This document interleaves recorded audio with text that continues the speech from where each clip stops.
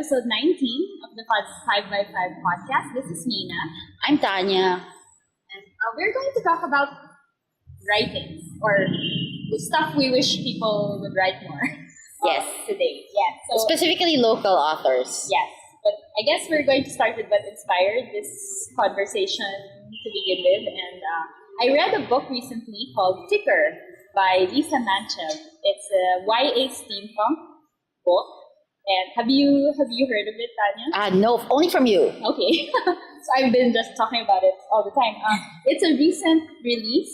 I got it through the Kindle First program. It's a program for Amazon Prime subscribers. You get to choose one book out of a selection of books that are releasing weeks later or the following month. So you get to read it a month ahead of everyone else. So you're like one of the cool kids. Yes, I'm a cool kid. And I chose this book called Ticker.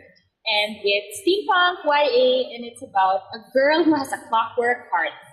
So okay, Ticker. yes, I get it now. Ticker. It's her heart. And it's an adventure type story. She essentially got her heart replaced because she has a heart disease.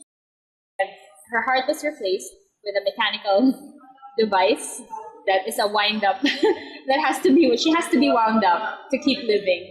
And the doctor who gave her that heart was put in jail. Why? And is on trial for apparently his the miracle of discovering how to create this clockwork heart is paved with human experiments. Of course. Yeah, so there were atrocities associated with this miracle of her heart. So that's where the story opens. It's the trial of the doctor who essentially gave her this new life. And things happen. Things happen, and she's sort of in the middle of this debate of how automated should a person be. And is it a miracle or is she now some monster? Some monster. Is she now an abomination? But it's action-packed. She's quite spry for someone with no heart. There's guns, there's taser-type devices. She goes around in a motorcycle. There's balloons in the air.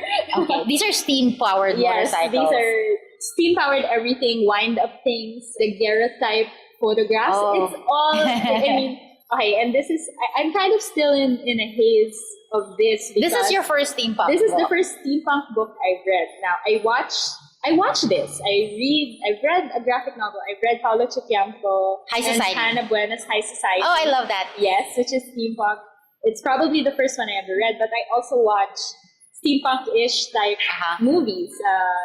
I would associate like the Sherlock Holmes of Robert Downey Jr. Sherlock The Prestige, Christopher Nolan's The Prestige with that. Just all of these things associated with that. If you're not familiar with steampunk, it's basically set in what era is that? It's Victorian, century, something. Yeah, it's like that time when things are high tech but not. But not. Yeah, it's basically in the olden days. It's set in the past, but they have technology that we have, but it's powered. They're all powered by steam. Yes. So they have airships. Yeah. And they have like cell phone type things, but are not actually cell phones. Yeah, or like Morse code. Yeah. Transmissions. And I guess that's the fun of it. Of course, I've read some reviews and some people said it's too much. Some people think that, it's like this, which is modern, but it's not.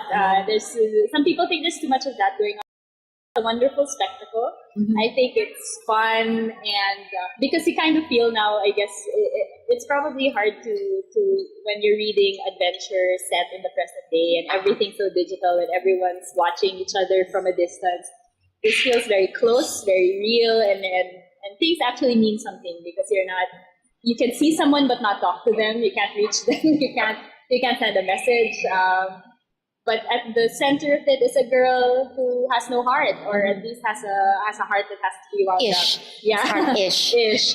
And it's really fun, and it just seems so. It would make a great movie. I think it would make a great BBC series. Yeah. Are there a lot of steampunk movies being made recently? I kind of imagine stories set in that period to be steampunk. Like I imagine something like Penny Dreadful would be like. I kind of imagine people in this book looking like they would fit in Penny Dreadful, the show, or again like in something like The Prestige or the Robert Downey Jr. Sherlock Holmes. Like Frankenstein is kind of steampunk. Yeah. Right? I mean, it's like you can't there's resurrect electricity, dead. kinda. You can't resurrect dead people now, but in that story, they manage it for some, even with like really old technology. They manage it. And I don't know if it's me, but it just felt really interesting to be reading about mechanical stuff again.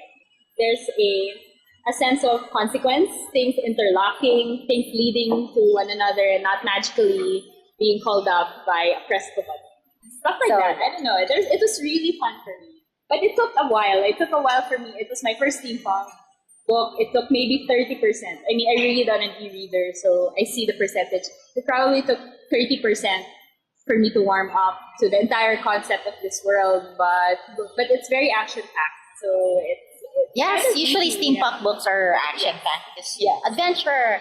Oh, it reminds me of this other steampunk book that I read. It's called Prince of Hearts, which is basically the same. The guy has an artificial heart, but it's like apparently Leonardo da Vinci created it, and the thing is with him, it makes you live forever. Okay. If you have, and how convenient. It makes you live forever. It gives you like powers, and so that's very interesting. I mean, that's very close to the current technology, right? Because do we have artificial hearts yet? Not yet. Like pacemakers in real life right now. I think. Well, I don't know. I don't know how I'm not current in heart technology. Yes, I don't know how artificial the hearts can be right now. But even if we're not there yet, we're headed there, right? So more steampunk, please. And I was talking to Mina. I was thinking, aren't there like genres that we wish that local authors would write in, like this steampunk? Like I said, not a lot of it. Well, I don't know, maybe it's a cultural thing. But maybe because old school publishing. They're like, what's this? I mean, probably a traditional publishing mindset would say that, we don't really see a lot of buyers for this book, so maybe you should write something else. But it's different now. It's different. You can write what you want, and then you kind of have to find your readers for it.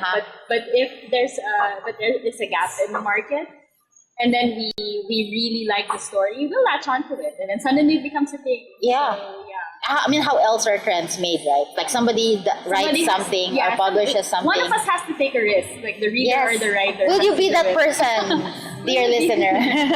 Will you be that person? And Ticker, for example, in the book, it's not London, for example. It seems like London. It's another country entirely. The countries, they have a name for this country. They have a name for the neighboring country they were at war with. It's like fictional countries. Yes. So parang Gotham lang. Yeah. It would be more comfortable for you if you just think of it as England. If you think of these countries as countries that you know. But you know what? It doesn't have to be that way. If you're writing it and you're worried about being historically accurate, just run with it. Oh yeah, remember speaking of historically accurate literature. Remember we spoke about Outlander. Human. We want feels. Yes. Look at the Lord of the Rings movies, right? Even if the author didn't mean for feels to happen, there are people just made stuff up. Yes. Even the Hobbit. Okay, so maybe who are into steampunk already are kind of hesitant to do it because you don't want to put the romance element in. You know what? Don't worry about it. Just create something, create interesting characters, and then we'll fill in. We'll fill in the feels for you. If they're compelling enough, if we're into them enough that we want them together, we will put the feels in. What other genres aside from steampunk? Yeah, I guess we don't have any science fiction, maybe historical. Historical. Get on that. Hot Katipunero, go. Yeah. Dystopia, for example, we don't do enough. And then, of course, the joke is that real life is dystopia already for us. But you know what? That's not an excuse. That's actually the best inspiration. Yes. We have more dystopic inspiration than most people out there. So why aren't we creating? Why aren't we running with it and making something crazier. Because science fiction is basically, it's not really telling us, okay, this is what's gonna happen in the future. It's basically you're commenting on the present. Yes. That's what it's. Yes.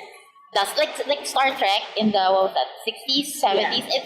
They were basically commenting on, current society. It's like, look at this crew and in this ship. Look, there's a Russian, there's an African American woman, and I'm like, this is because we suck right now. We are not very diverse. And Future it works out. yes, Yeah. look, it works out. Look how they're able to solve their problems by coming together and getting rid of, all the prejudice and stuff. So yes, Yeah. So we need Yeah. more of that. future Actually, stuff. I guess we actually need more of everything. Yes. So even in romance, even though people can complain that there's a lot of romance out right now, there isn't a lot. I never complained. There isn't a lot. There is a lot of aspects of romance that we're not doing yet. For example, we're not really doing romance for ages 30 and up. We're not, which is something that the romance market has in the US. In the Philippines, we don't have it. We're not reading about romance happening between people, for example, who are separated from their spouses. Everything's first love, true love oriented. Like, what happens after that? Yeah. What happens? Also, like LGBT. Yes, we don't have enough LGBT. We don't have sweet LGBT. No, seriously, if you're if you're worried, like you want to write an LGBT romance, or let's just say gay romance, and you're worried that only like gay people read it. No, straight. We are straight. We will read it. We will read it if it's well written. But you have to.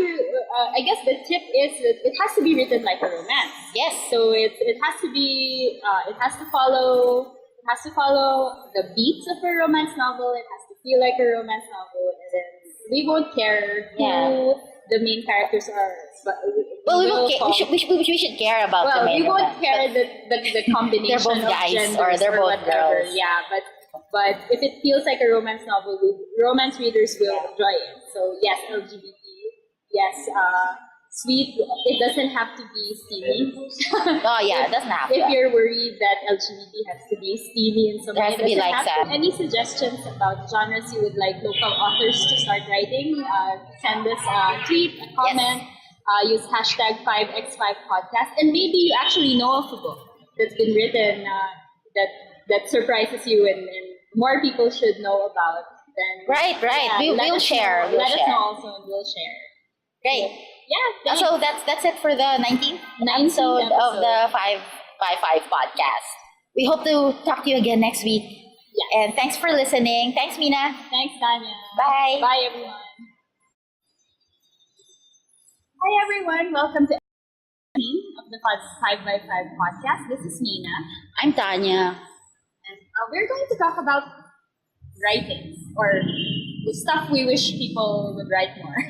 Yes. Today. Yes. So, Specifically local authors. yes. But I guess we're going to start with what inspired this conversation to begin with. And I read a book recently called Ticker by Lisa Manchev. It's a YA